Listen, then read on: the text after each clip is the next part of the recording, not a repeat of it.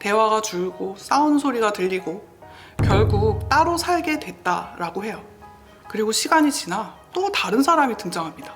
이 사람은 앞으로 우리랑 같이 살 거야. 이제 우리는 한 가족이야. 부모님이 묻긴 하죠. 괜찮겠니? 이 사람은 어때 보여? 그런데 아이는 사실 마음속 깊이 알고 있어요. 이미 방향은 정해졌다는 거예요. 다 어른들 마음대로 하면서 왜 나한테 이해해달라고 하는 거지? 겉으로 담담해 보여도 속에서는 혼란과 불안, 그리고 아주 원초적인 질문이 남아요.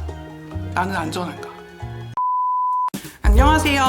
마음을 밝히는 언니, 정신과 의사 유혜진입니다. 최근 나는 솔로 22기 돌싱 특집에서 만나 재혼한 옥순, 경수 부부가 김창옥 쇼에 출연해서 재혼 가정의 현실을 솔직하게 얘기했습니다. 사춘기 직전 딸의 적응 문제, 새 가족 안에서의 거리감과 호칭의 어려움, 그리고 이혼 사유까지 방송을 통해 공개됐죠. 반응은 엇갈렸는데요. 이게 솔직해서 좋다는 의견도 있었지만 아이 입장이 충분히 고려됐을까? 사춘기 아이한테는 너무 센 이야기 아닌가? 이런 우려도 이어졌습니다. 그래서 이번 영상에서는 이분들의 공개가 적절했는지 그런 걸 판단하기보다는 이혼과 재혼을 겪고 있는 그 아이의 마음을 아이의 입장에서 조금 더 깊이 들여다보려고 합니다. 어른 이야기 잠깐 내려놓고 아이 입장에서 한번 생각해 볼까요? 엄마 아빠가 사랑해서 결혼을 했고, 그래서 내가 태어났고 가족이 내 세상의 전부였어요. 그런데 어느 날부터 집안 공기가 달라집니다. 대화가 줄고 싸우는 소리가 들리고 결국 따로 살게 됐다라고 해요. 그리고 시간이 지나 또 다른 사람이 등장합니다. 이 사람은 앞으로 우리랑 같이 살 거야. 이제 우리는 한 가족이야. 아이 입장에서는 내가 기대고 있던 기반이 흔들리는 경험이에요. 부모는 사랑의 대상이면서 동시에 나를 보호해주는 그런 존재거든요. 그렇게 보호자가 바뀌고 환경이 바뀌고 앞날이 예측되지 않는 상황이 되니까 아이는 불안해지죠. 앞으로 나는 괜찮은 걸까? 내 자리는 어디지? 부모님이 묻긴 하죠.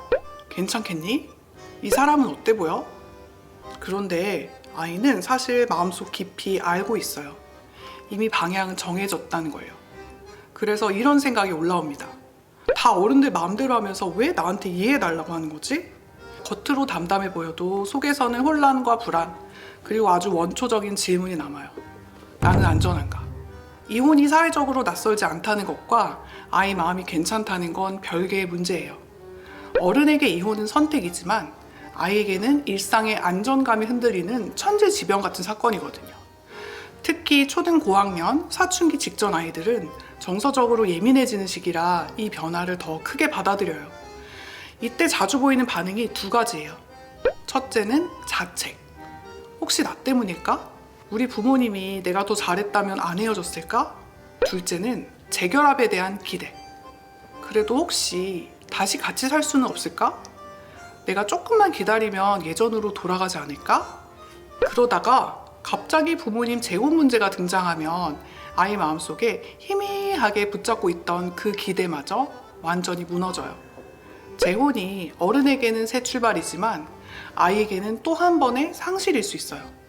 이 재혼이 더해지게 되면 아이 마음이 더 복잡해져요. 특히 호칭 문제에서 그렇죠. 엄마라고 불러야 돼? 그런데 진짜 엄마는? 이 엄마라는 단어는 애착과 정체성이 연결된 단어라서 친엄마를 계속 만나고 있는 상황이라면 아이의 혼란이 더 커져요. 새엄마를 엄마라고 부르면 친엄마를 배신하는 느낌이 들고, 새엄마에게 거리를 두면 지금 가족을 거부하는 것 같고, 그래서 아이들은 묻습니다. 나는 어느 편이지? 이혼 이야기는 부부간의 감정이 정리되지 않은 상태에서 꺼내는 건 좋지 않아요. 아이들이 더 불안해할 수 있거든요. 방향이 확정된 뒤에 두 부모가 함께 설명하는 게 좋습니다. 그리고 꼭 해줘야 될 말이 있어요. 이건 너 때문이 아니야. 여러분, 이 말은 반복해서 말해줘야 돼요. 한두 번으로는 절대 부족해요. 아이들은 생각보다 오랫동안 자기 탓을 하기 때문이에요. 사실을 숨길 필요는 없어요. 하지만 한쪽을 악역으로 만들지는 않는 게 좋아요. 엄마가 잘못해서 우리 집이 깨졌어. 이렇게 단정하면 아이 안에는 증오와 죄책감이 동시에 올라오거든요. 어릴수록 세상을 흑백으로 정리하려고 해요. 누구는 가해자, 누구는 피해자여야지 마음이 정리되고 편해지니까요. 특히 함께 사는 양육자가 아빠라면 아이의 감정은 그쪽으로 기울어질 가능성이 큽니다. 사실 생존에 가까운 반응이에요. 이 양육자를 미워하게 되면 아이 스스로가 마음이 너무 힘들거든요. 그래서 가끔씩 만나는 다른 부모를 미워하면서 혼란을 정리하고 싶어 해요. 그런데 이런 이혼 사유가 공개적으로 알려져서 한쪽이 가해자로 고정되어 버리면 아이의 감정 정리는 더 어려워질 수도 있습니다.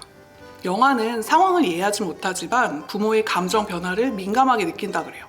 그래서 수면 패턴이 깨지거나 좀 예민한 반응을 보일 수 있어요. 2~3살 아이는 퇴행이 나타날 수 있습니다. 다시 손가락을 빨거나 배변 실수가 생기기도 해요. 유치원 시기에는 이혼 상황이 지속된다는 걸 아이가 이해하기 어렵기 때문에 왜 같이 안 살아? 아빠는 언제 와? 이런 질문을 반복하게 되고요. 또 이제 초등학생이 되면 이때부턴 자책이 많아지고 아이의 행동이 위축되거나 오히려 과하게 의젓해지는 경우도 있어요. 청소년은 상황들은 이해하지만 이 마음이 복잡해져요. 자존감이 막 흔들리고 부모를 향한 분노나 무기력으로 나타나기도 해요. 그리고 무엇보다 중요한 건 아이가 무덤덤하게 반응하거나 그다지 큰 변화가 보이지 않아도 외적인 모습만 보고 괜찮다고 판단하시면 절대 안 돼요. 아이들은 부모님을 힘들게 할까봐 자기 감정을 숨기기도 하거든요. 이혼 사유가 방송을 통해 공개되고 거기에 도덕적인 평가까지 덧붙여지는 순간 아이의 감정은 집 안에서의 갈등과는 또 다른 차원으로 넘어갑니다. 이제 문제는 우리 집안에서 무슨 일이 있었는가가 아니라 세상이 우리 가족을 어떻게 보고 있을까? 이게 되거든요. 아이 머릿속에 드는 생각은요. 왜 우리 집 얘기가 사람들 입에 오르내리지? 이거 친구들이 알게 되면 어떡하지? 나를 이상하게 보진 않을까? 혹시 나도 엄마처럼 문제가 있는 사람은 아닐까? 아이의 자아가 완전히 자리 잡지 않았기 때문에 부모에 대한 사회적 평가가 곧 자기 자신에 대한 평가처럼 느껴질 수 있어요. 특히 외도같이 도덕적 판단이 강하게 붙는 사안은 아이의 정체성과 더 쉽게 연결되죠. 우리 엄마가 그런 사람이라면 나는 어떤 사람이지? 이 가족사가 공적인 소재가 되는 경험은 아이의 자존감과 수치심을 동시에 건드릴 수 있기 때문에 더 신중해야 되는 부분이에요. 또 한 가지가 있는데요. 아이들은 세상을 흑백으로 정리하려는 경향이 있습니다. 누구는 잘못했고 누구는 피해자여야지 마음이 조금은 편해져요. 그래서 어린 시기에는 함께 사는 양육자가 피해자처럼 보이고 다른 한쪽에게 모든 원망과 미움이 쏟아지기도 합니다. 하지만 시간이 좀 지나서 아이가 성장하면 아이의 시야가 조금씩 넓어져요. 아빠도 완벽하진 않았겠구나. 엄마도 그때 많이 힘들었겠구나. 이렇게 관계를 입체적으로 바라보게 되죠. 그런데 이혼 사유가 공개되면서 한쪽이 사회적으로 가해자로 고정돼 버리면 아이의 감정이 그 자리에서 멈출 수 있어요. 이 미워해야지만 버틸 수 있는 그런 상태에 갇히는 거죠. 그래서 이혼 사유에 대한 공개는 단순한 정보 전달 그 이상의 무게를 가질 수 있습니다. 이혼도 재혼도 잘못은 아니죠. 자기 삶을 공개하는 것도 선택일 수 있어요. 하지만 기억해야 될 게 있어요. 어른은 선택일 수 있지만 아이는 그 선택 안에서 살아가야 한다는 거예요. 아이는 결정권이 없습니다. 그래서 더 보호받아야 하고요. 그래서 더 신중하게 아이의 속도를 기다려주는 것, 아이 입장에서 한 번 더 고민해주는 것, 저는 그게 부모의 역할 아닐까 싶어요.